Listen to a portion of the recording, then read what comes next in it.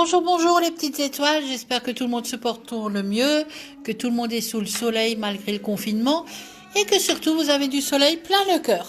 Alors aujourd'hui je vais vous présenter le tarot des animaux qui lui aussi encore, je sais pas pourquoi il s'évertue à appeler plein de jeux de cartes des tarots parce ce ne sont pas forcément des tarots, moi j'appelle ça plutôt des oracles. Le tarot, pour moi, le seul tarot possible étant le tarot de Marseille et ce qui en découle sous d'autres formes et qui reste quand même avec des lames majeures et mineures, voilà. Et là, par contre, on a, vous voyez, plein de cartes différentes avec des animaux, etc. C'est un jeu de cartes que j'aime beaucoup, qui longtemps ne m'a pas parlé. Allez savoir pourquoi, et que j'ai redécouvert il y a quelques mois quand j'avais fait d'ailleurs une offre en ligne. C'est un jeu très très parlant. Vous voyez, l'araignée, c'est quand on se sent pris au piège, par exemple.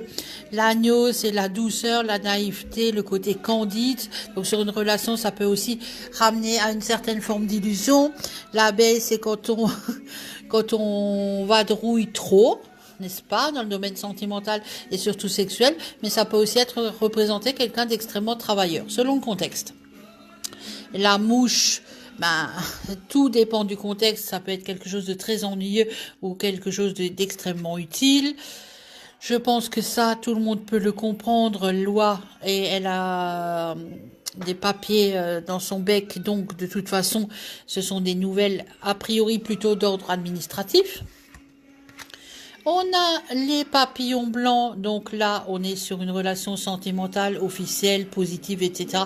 Toujours par rapport à ce qui l'entoure. Si évidemment à côté on a une rupture ferme du couple officiel.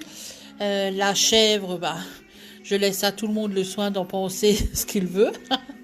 Le crapaud, la pie, enfin, ce sont de toute façon n'importe comment, c'est un tirage extrêmement complet. Il a beaucoup de cartes. C'est un jeu que j'affectionne particulièrement parce que, comme je vous le disais, il est extrêmement complet et en tout domaine. Il est complet dans le sens où il va apporter énormément de détails.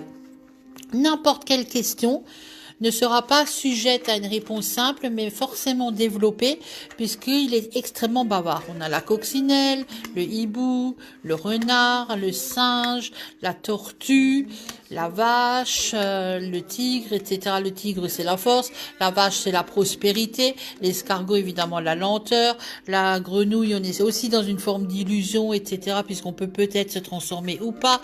On a aussi les saisons, ce qui donne des indications de temps. L'éléphant, c'est évidemment la force. L'autruche, c'est on ne veut pas voir ce qu'il faut voir, mais c'est aussi une forme d'équilibre, parce que même sur une patte, elle tient debout. Vous voyez, le dessin, même s'il a l'air simple, est extrêmement parlant. Les hirondelles apportent forcément du bonheur, de la joie, du baume au cœur, etc. Mais ça représente aussi les bonnes nouvelles et puis la période du printemps. La colombe, on est toujours dans le domaine sentimental, on est sur la sincérité, sur un côté très franc, très joli finalement. La baleine, on est toujours sur la force, mais on est aussi quelque chose qui est dans l'eau. Ça peut aussi être quelque chose de chimérique ou qui va se diluer dans l'eau, par exemple, selon le contexte. La biche, la douceur, on est toujours dans un contexte sentimental. L'âne, le côté têtu, etc. Évidemment, l'été, la saison l'été, voilà. Le bœuf, voilà, vous comprenez bien ce que ça veut dire, le pigeon aussi. Donc si vous voulez, c'est un tirage extrêmement détaillé. Je vais aussi répondre aux questions que j'ai eues en MP par rapport aux dernières vidéos que j'ai faites.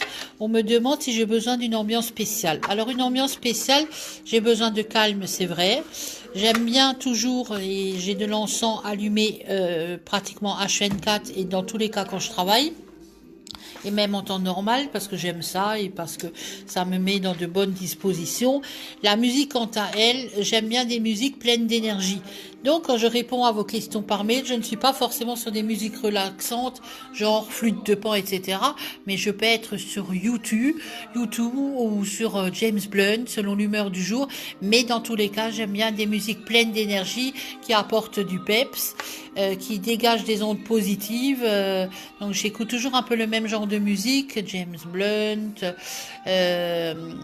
Barry White, etc. Des chanteurs quand même à voix.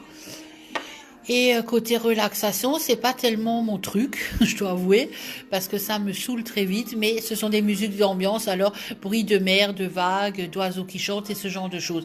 Mais après, tout ce qui est flûte de pan, etc., propice à la méditation, c'est vrai, c'est pas du tout dans ma nature. Moi, je veux dégager de l'énergie et des ondes positives. Donc voilà l'ambiance de travail avec toujours mes chats sur mon bureau ou tout près, le chien aussi.